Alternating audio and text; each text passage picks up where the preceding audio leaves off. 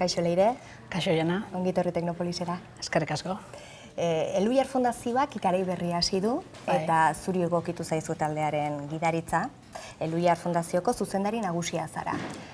Bai, Eluiar taldearen zuzendari nagusia. Eluiar taldearen zuzendari nagusia. Nola eutsi diozu bide berri honi? Bueno, imaginatu dezakezun bezala giasan hasieran lehenengo sustuaren ondoren ez, bertigeren ondoren begia esan gogotxu. Eluiarren 12 urte daramatzat eta desente ezagutzen dut Eluiar Fundazioen zati igual gehien bat, ez? Baina bai benetan sinesten dut proiektuan, ez? Eta gainera, ez naiz bakarra lantaldi handia dago Eluiarren, aditu asko dago Eluiarren, eta jendea ere gogotxu ikusten dut eta esan konten. Aipatu duzu, ez da erronka honetan edo abentura honetan ez zoazela bakarrik, Txema Pitarke izango da Eluiar Fundazioko lehendakaria, Tigna Noguneko zuzendaria da eta fisikaria. Eta okerrez banago, aurretik kimikari bat eta ingeniari bat izan dira lehendakari. Zientzialari izatea beharrezkoa da, kargu hori hartzeko? Ez da beharrezkoa, baina bai adierazten du nolabait edo bai hartzen du, azkenan Eluiarren bizutabeak nolait zientzia eta euskera dira, eta bai nolait ordezkatzen du gure zutabe importante bat, ez? Gainean ikustet zientzia dela berezgarri egiten gaituena, ez? Euskera da gure ardatza, hori argi daukagu, baina azkenan gure zientzia eta teknologiaren divulgazioa gure muina da, ez? Eta orduan zientzialari bat izatea lehendakaria bada azkenean adierazgarri eta gure berezgarria, ez?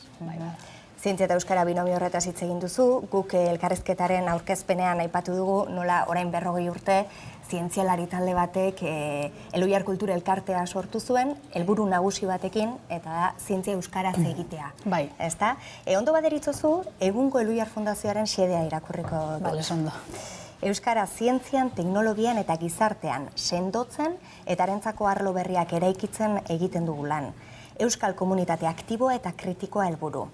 Euskara eta zientzia oraindik ere Eluiar Fundazioaren jardueraren ardatz nagusia dira. Bai, bira, prozesu honetan eta pixkat orain egite ditugun alaketetan hain zuzen ere xede hori eraikitzea izan da lan handiena eman diguna.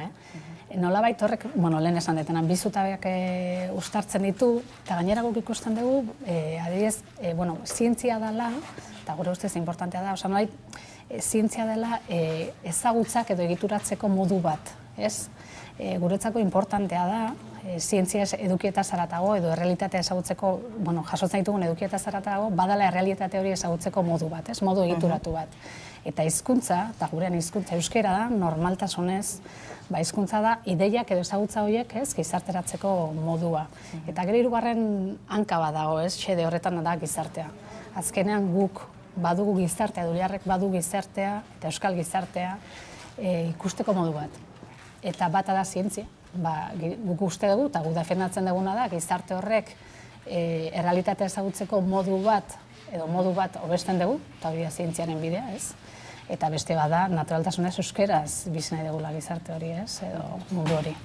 Erakundean egin dituzuen berrikuntza hauek nolabait xedean eragingo dute? Bultzatuko dute xede horrek aurrera egitea? Bai, aldaketa horiek egin dutena edo gure ustez ahalbidetzen dutena da xede hori aurrera eraman alizateko errestu egiten digute bidea, ez?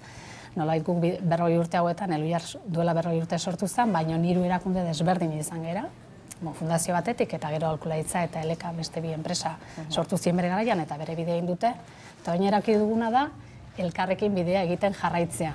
Eta gure ustez horrek emate izkigu hazkunde bideak eta gauza gehiago eta hobeto egiteko modua ematen digu.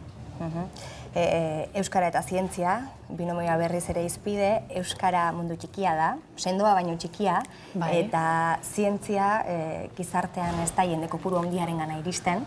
Hortaz, erronka garrantzitsua duzu eskuartean, ez da? Bai, erronka garrantzitsua da, baina egia esan asko dago egiteko, eta, badakagu zeregina. Alde horretatik ez, badukagu zeregina handia.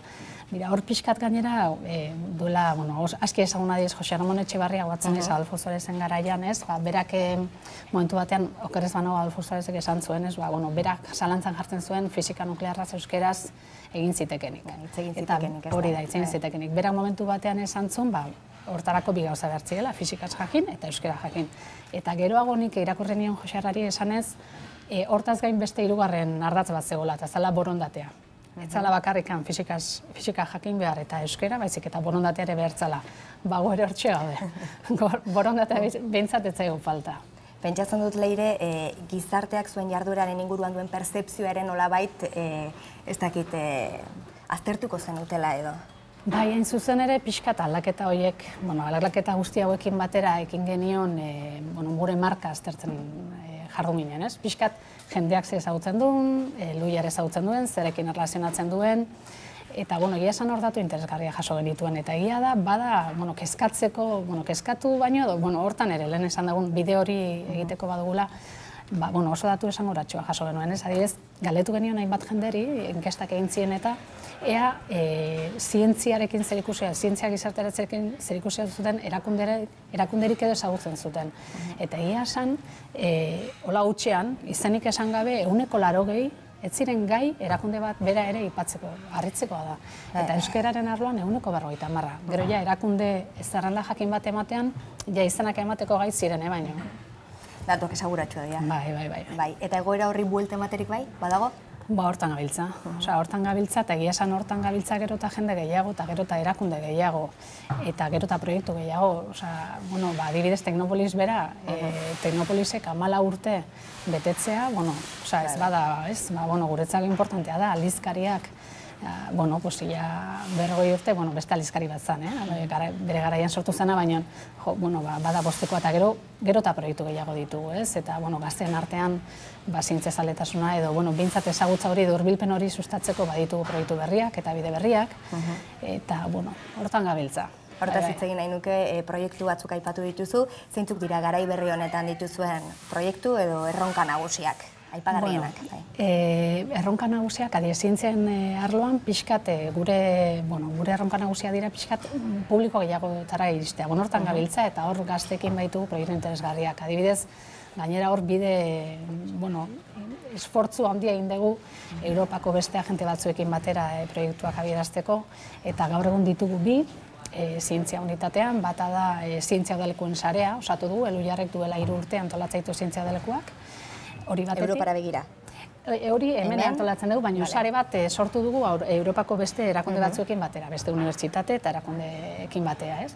Eta gero bestetik badaukagu proiektu gaina oso interesgarria, eta da nolait gazteak, gazteak zientzia horbiltzeko eta ondorioz edo zeharka bokazioak pizteko badugu beste proiektu bat, hor ere beste Europako erakundeekin batera, eta hor garatu nahi ditugu hezkuntzarentzako baliagarri izango diren materialak. Eta hor testeo bat egongo da, eta urten udazken aldea aurkeztuko ditugu emaitzak. Bai, hori dira zientzian arlokoak, egia da Luiarrek ere hizkuntza arloa duela. Eta hor guretzako hizkuntzaren arloan, guretzako klabeak dira hizkuntza teknologiak, ez? Eta hortan ere bide handi egin dugu, IGG unitatea du Luiarrek, hor proiektu gari eta ditugu, itzulpen automatikoa dela, baita terminologia erosteko tresna automatikoak, gauza asko, eta hori ere bada gure erronka potolo bat. Oso ondo, bukatzeko Leire, krisia da behin eta berrez aipatzen dugun hitza, azken aldian ahotan duguna. Zuen jardunak, zuen egitekoak zer leku du garai zail hauetan?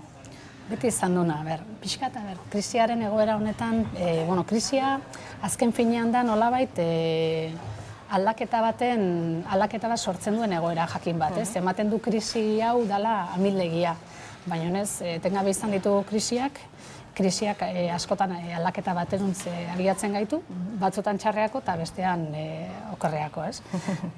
Honetan dago aldaketa bat eta gaina baliabide mugatuagoa ditugu.